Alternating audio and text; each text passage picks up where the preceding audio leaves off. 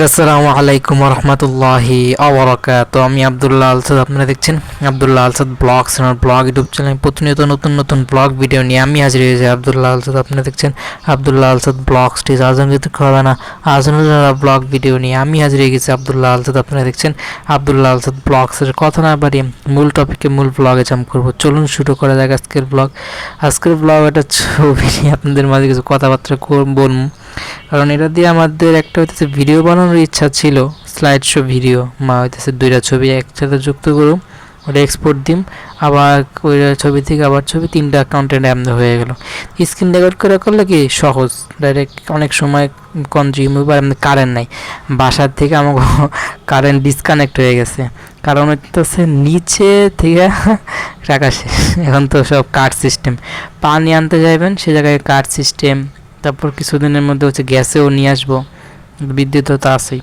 যাই হোক, এটা দেশের উন্নয়নের জন্য সরকার এই যাতে অপচয় না হয়, দেশ যাতে এই খাতে বেশি যেই ইয়াগুলা মানে ঘাটতিগুলা দেয় সেগুলা লস প্রজেক্ট হিসেবে দেয়, যে মানুষ বেশি বেশি গ্যাস যে ফুরাইতেছে, গ্যাস যে বানানো হচ্ছে প্রত্যেকটা গ্যাসে কিন্তু লিমিটেশন একটা ইয়া হইতাছে, মানে কাটতেছে এত গুণে এত টাকা।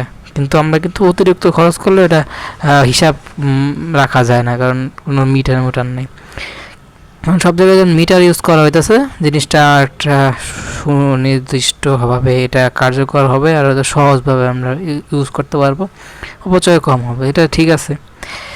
তারপরও কারণ আবার অনেক সময় এটা থেকে আবার বড় দুঃসংবাদ আমাদের মাঝে আসে, যে কারেন্ট না থাকলে যে ফ্রিজে যে জিনিসপত্র রাইখা দিয়ে আপনারা 2-3 মাস এক জায়গার থেকে আইসেন, তখন ফ্রিজে কিন্তু কারেন্ট আপনার জায়গা থেকে কাটতে কাটতে শেষ হয়ে গেলে ওই পরে ফ্রিজ বন্ধ হয়ে গেলে ভিতরের জিনিস পৌঁছা যায়।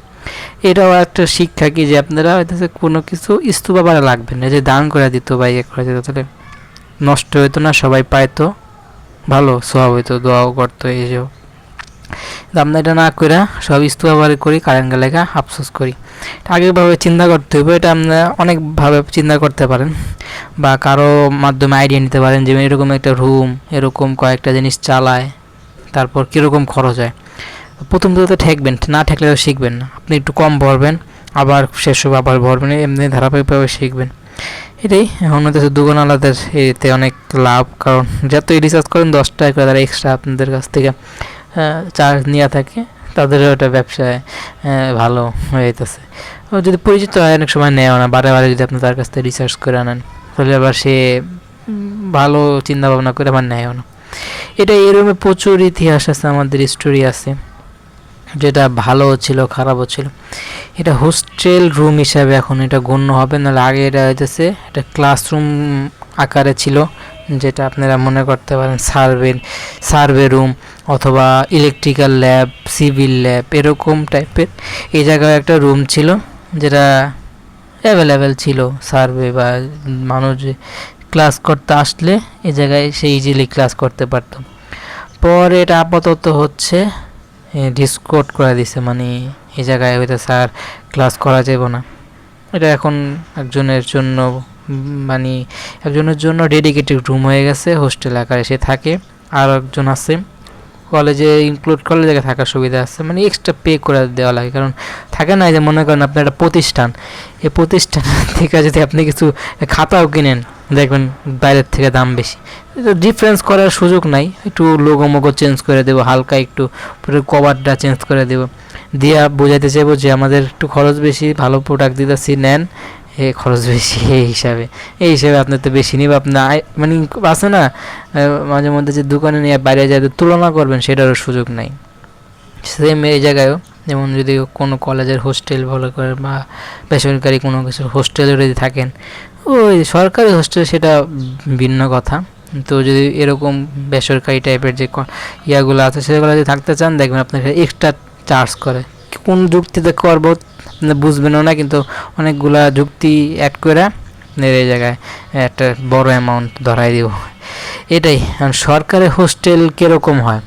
এখন সরকার নতুন নতুন অনেক আসবাবপত্র বা হচ্ছে প্রতিষ্ঠান বানাচ্ছে, তারা হোস্টেলও সুন্দর করতেছে, গুছাইতেছে বা ক্লিন করার কাজে নিয়োজিত আছে। তারপরও সরকারি যে পুরান ভবনগুলা সেগুলো কিন্তু আসলে বসবাসের অযোগ্য, কিন্তু তারপর অনেকে জায়গায় থাকে। এটা আবার ভ্যারি করে যখন আপনি সেই কলেজে ভর্তি হবেন, আপনি কোন ডিপার্টমেন্টে আছেন, কোন সাবজেক্ট নিয়ে পড়তেছেন, আপনার রেজাল্ট কীরকম, আপনার কত দামি মানুষ হলে আপনি সেই জায়গায় চান্স পেতে পারেন। এভরিথিং মিলাইয়া তারপর তারা আপনাকে একটা কেবিন দিয়ে দেয় বা হচ্ছে একটা রুম দেয়। অনেক কিছু জায়গায় ভ্যারি করে, গেলে যে আপনার রুম আপনি ঠিক নেতা না হন তাহলে একটা কষ্ট হয়ে যায়। আমি জুম করি তাহলে কি জিনিসটা দেখার সুবিধা হয়, তারপর একটু সুবিধা, নাহলে তো কষ্টই হয়ে যায়। জুম করার দরকার নেই, আমরা বিনা জমেই কষ্ট করে দেখি এবং করি, উপরে থেকে টাইম লিমিট দেখলেই আশা করি সেটা আমি ক্লিয়ার করব। সেই ডিফারেন্স আমি আলাদা করলাম। টাকার পরিমাণ কোনো জায়গায় আমি রিভিল করব না, কারণ এই জায়গায় অনেক মানুষ আমার কন্টেন্ট থেকে কে কী মাইন্ড করে দেখবো তা আমি বুঝবো না, শুধুই কন্ট্রোভার্সি তৈরি হবো, দরকার নেই। এই যে দেখলেন ওই পারের থেকে এই পারে, বাতে নিজের খাটের উপরেই সব কাজ আপনাকে করতে হবে, এক্সট্রা আপনি একটা কিছু রাখারও জায়গা পাবেন না।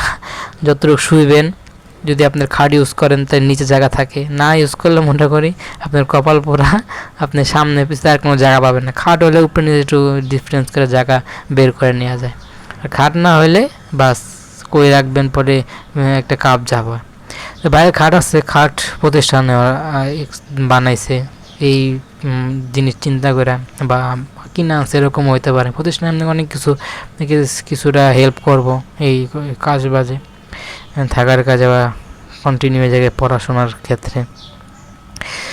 যাই হোক, ওরে পড়লেন, আপনি শিখলেন। তার আমি কিন্তু বাইরে থেকে মাল্টিফ্ল্যাগ দিয়ে কারেন্ট নিয়ে এসে কিন্তু মোবাইল চার্জ দিতে পারি না। একটা ফোনই তো একদম চার্জ একদম লো নেমে গেছে, তাহলে তো প্যারা নিতেছে না। যদি এরকম হয় তাহলে নিতে হবে, কিছু করার নাই। এবার বারেন যদি দারোয়ান মারণ চলে আসে, এবার একটা ঝামেলা ক্রিয়েট হবে, তুমি আপনি জায়গার থেকে কারেন্ট নিছেন। যাই হোক, বিশৃঙ্খলা করার দরকার নেই, কারণ হালকা একটু কারেন্ট এটা করলে আবার নতুন কি ঝামেলা হয়, সমস্যায়। চার্জ হলেও কি না হলেও কি আশামরি কোনো প্রবলেম হবে না। এখন আপনি নিজের খাটের উপরেই দড়ি টানাইতে হবে, নিজের বুঝা, যাতে কারো ওরকম প্রবলেম ক্রিয়েট না হয়, ওরকম চিন্তা করে দড়ি টানাবেন। তারপর ওর উপরে কাপড় রোদ দেবেন ইজিলি। অনেকে তো বুঝেন নিতে ব্যাচেলার, যতটুকু ঘুম কাম থাকলে করেন, রায় আর বিছনা, যতটুকু একদম ইজি লাইফ, কোনো অন্য চিন্তা ভাবনা থাকে না, রাগ গোসা বা পড়াশোনা কোনো কেউ হয়েছে না চাপ দিতে পারবো না, বা কেউ এক্সট্রা প্যারা দেওয়া বলেন, বা এটা করবা না, ওরকম তো আপনার বাধ্যকতা নাই। বিন্দাস বাইরে গেলে বাইরে যাবেন, নিজের দায়িত্ব নিয়ে আসলে আসবেন, শুয়ে বসে কাজে গেলে কাজ, এরকম একটা ব্যাপারের জায়গায় ভ্যারি করে। সেজন্য খাট অ্যাভেলেবেল, খাট আইলেই শুয়ে পড়ে সবাই, এরকম একটা জিনিসের জায়গায় হয়ে থাকে। নিচে ওই জায়গায় আমার যেই বাইরের থাই থেকে যে আলোটা আসছে, সেই আলোটা দেখা তার চেহারা স্পষ্ট বোঝা যাইতেছে না, হইতে পারে হোস্টেলে যে থাকে সেই। আমি একটু ক্লিয়ার করে দেখি, এরকম হইতে পারে, নাহলে বাইরে থেকে কোনো একজন আসছে যে দূরের থেকে যায় ক্লাস করে, এরকম হইতে পারে। আর ছিলেন ভাই ইউসিফ ভাই, পুরো ওয়াইড অ্যাঙ্গেলে শুয়ে বসে একদম সোয়াগ সেলফি তুলছে, যেটা এটা হচ্ছে আরেকজনের, এও থাকে তাহলে বাইরে গেছে আর আরেকজন হতে পারে। তারপর ওই খাটটা নিজে পাইছে, সেজন্য সুযোগ পায় শুয়ে ছবি, সুযোগ পেলে মানে শুয়ে পড়ে, এরকম একটা কথা আছে না। সেম এই জায়গায় একই কাহিনী, ছবিটা ক্লিয়ার উঠছে। বাইরের ফোন তো ভালো, স্যামসাংয়ের কত আগের মডেলের ফোন হইলো, ওই সময় এটার দাম প্রায় 60+ এটার প্রাইস পড়ে যাচ্ছে। মানে সে এটা চোরাই ফোনই মনে করেন। আমি একটু ডিটেলস করে তাকে আপনাকে ভাঙায় দিই, যে তার ভাই হচ্ছে একজন পুলিশ অফিসার, একদম লো ক্যাডারের কর্মকর্তা হতে পারে, বা ভালো একটা পজিশনে সে থাকতে পারে। আমি এটা ক্লিয়ার করার জন্য বসি নাই, যেটা আপনাদের জানানোর চেষ্টা করি সেটা আপনাদেরকে বলার চেষ্টা করতেছি।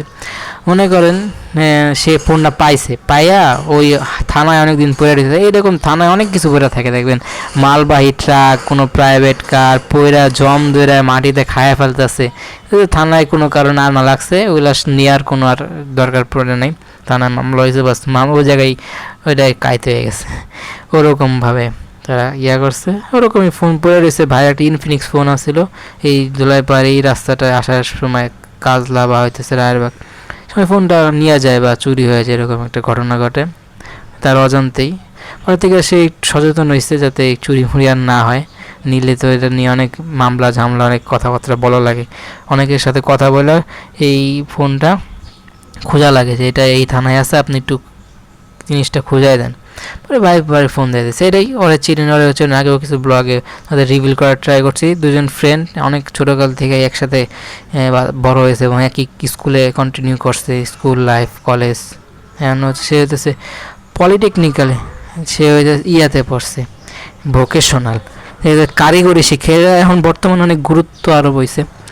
আগে কেউ কারিগরি পড়তে চাইতো না, মানুষ এটাকে অনেক লো ইয়ার মনে করতো, জেনারেল লাইনেই পড়তো। এখনও জেনারেল লাইনের ক্রেজই বেশি, পলিটেকনিক্যালের ক্রেজ যে কম তা না, আছে মোটামুটি। এটা অনেক কম স্টুডেন্ট পড়লেও ওই যে অ্যাভারেজে, কারণ খরচ বেশি দেন, অনেক কিছু কিনতে হয় আপনার, অনেক এক্সারসাইজ কিনা লাগে, খরচ সবখানে আছে, খরচ ছাড়া আগানো যায় না। এটা ব্লগও শেষ, বেশি লং করুম না, লং করলে ভালো লাগবে না, এটাই মিনস আছে কিছু করি কারেন্ট নাই দেখে বেশি আস্তে আস্তে করুম। Thank you so much.